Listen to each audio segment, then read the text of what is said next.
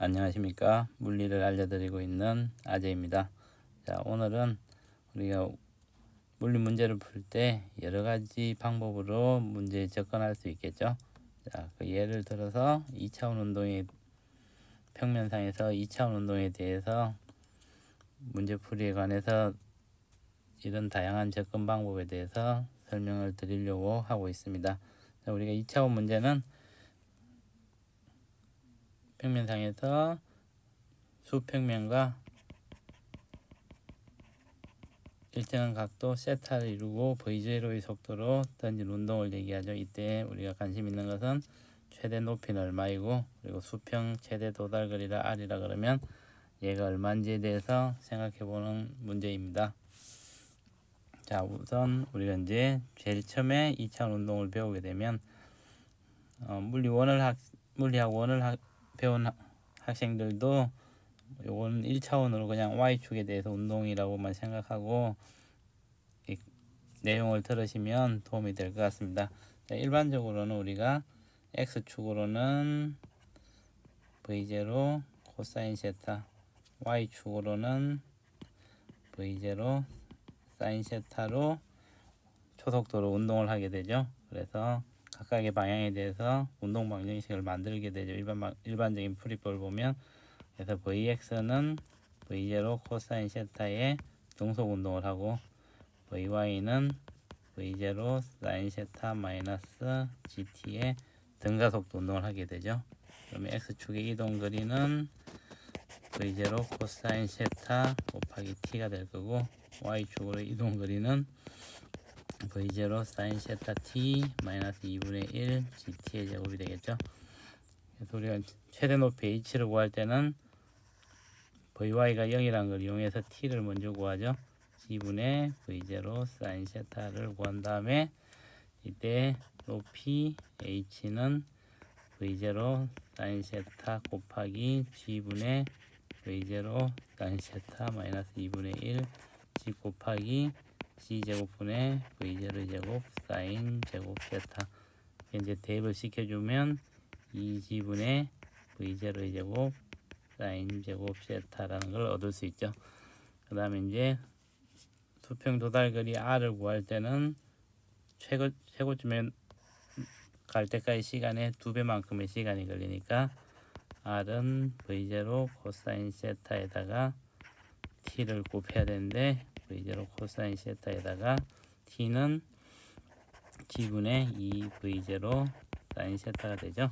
그래서 G분의 V0의 제곱 사인 2세타, 이런 일반적인 풀이 방법으로 우리가 이제 문제를 쉽게 해결할 수가 있습니다.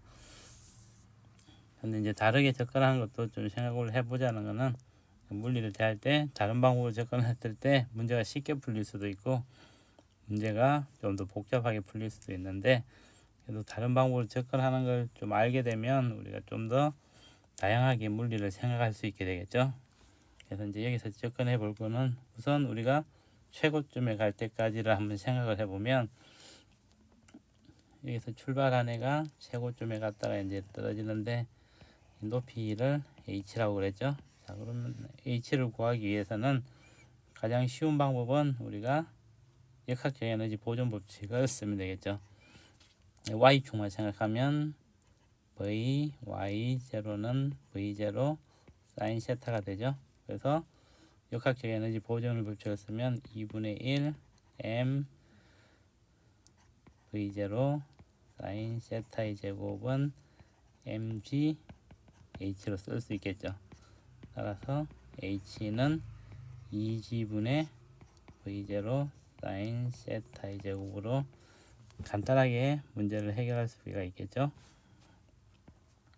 자, 그 다음에 이제 최고점까지 가는 때 시간을 구하기 위해서는 우리가 충격량을 배웠고, 충격량은 F, T는 운동량의 변화량이었죠.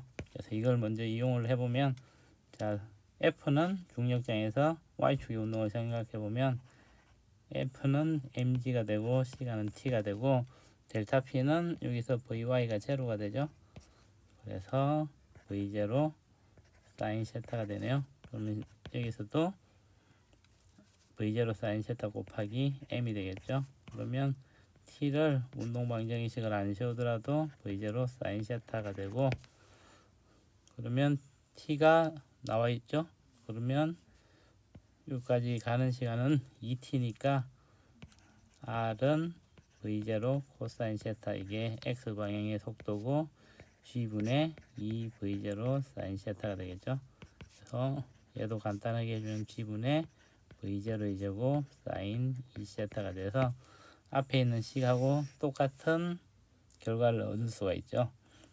그래서 이제 문제를 좀 더 간단하고 쉽게 접근한 방법을 위해서 다른 방법을 찾는 것도 있고, 아니면 다양한 생각으로 우리가 이제 사실 문제 조건들이 어떻게 주어지냐에 따라서 문제가 어려워질 수도 있고 쉬워질 수도 있는데, 조건에 따라서는 운동 방정식을 세워서 푸는 게 쉬울 수도 있고, 그리고 어떤 조건에 따라서는 이렇게 에너지 보존 법칙이나 운동량 보존 법칙을 이용해서 문제를 풀이하는 게 더 쉬울 때가 있겠습니다. 그래서 이제 여러분들이 다양하게 접근하는 걸 생각해 보면서 물리를 좀 더 재미있고 쉽게 풀이 방법을 찾아낼 수 있었으면 좋겠습니다. 예, 오늘도 시청해 주셔서 감사합니다.